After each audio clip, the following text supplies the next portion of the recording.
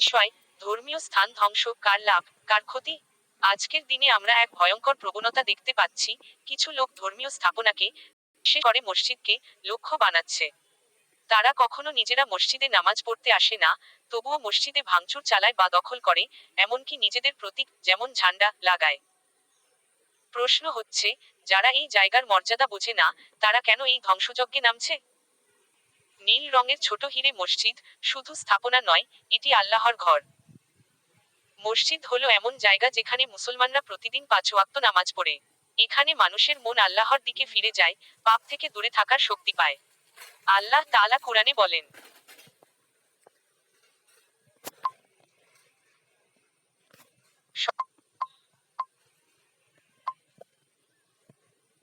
আল্লাহর মসজিদসমূহে শুধু সেই ব্যক্তিরাই আবাদ করবে যারা আল্লাহ ও পরকালে ঈমান রাখে, নামাজ কায়েম করে, যাকাত দেয়, এবং আল্লাহ ছাড়া কারো ভয় করে না।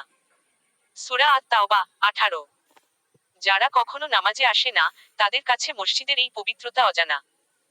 তাই তারা সহজেই এর মর্যাদা ভঙ্গ করে। নীল রঙের ছোট হিরে আমরা কি অন্যের উপাসনালয়ে এইভাবে করি? আমরা মুসলমানরা কখনো হিন্দু ভাইদের মন্দিরে ঢুকে ভাঙচুর করি না, কারণ আমরা জানি, এটি তাদের কাছে পবিত্র।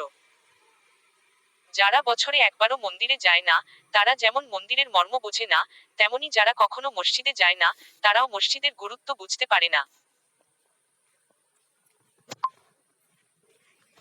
নীল রঙের ছোট হিরে ধর্মীয় স্থান ধ্বংস, মানবতার বিরুদ্ধে অপরাধ। রাসূলুল্লাহ মদিনায় এসে মুসলিম, ইহুদি ও খ্রিস্টানদের নিয়ে মদিনা সনদ করেছিলেন, যেখানে স্পষ্ট বলা ছিল, প্রত্যেক ধর্মের উপাসনালয় সম্মানিত থাকবে, কেউ কারো উপাসনালয় ধ্বংস করবে না। অতএব, যে কেউ ধর্মীয় স্থানে হামলা চালায়, সে শুধু এক ধর্মকে নয়, মানবতার মূলনীতি ভেঙে দেয়। নীল রঙের ছোট হিরে আমাদের করণীয়: শান্তিপূর্ণভাবে সত্য প্রকাশ করা, কোরআন ও হাদিস দিয়ে যুক্তি দেখানো, ভ্রান্ত ধারণার জবাব যুক্তি ও প্রমাণ দিয়ে দেওয়া, সমাজে একে অপরের ধর্মীয় স্বাধীনতার সম্মান শেখানো।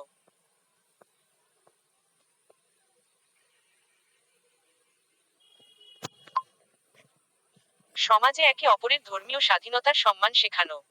শেষ কথা, ধর্মীয় স্থান ধ্বংস করা বা দখল করা কাউকে বড় করে না, বরং মানবতা ছোট করে। যারা মসজিদ ভাঙছে, তারা বুঝুক, মসজিদ আল্লাহর ঘর, আর আল্লাহর ঘরের মর্যাদা রক্ষা করা ঈমানের অংশ।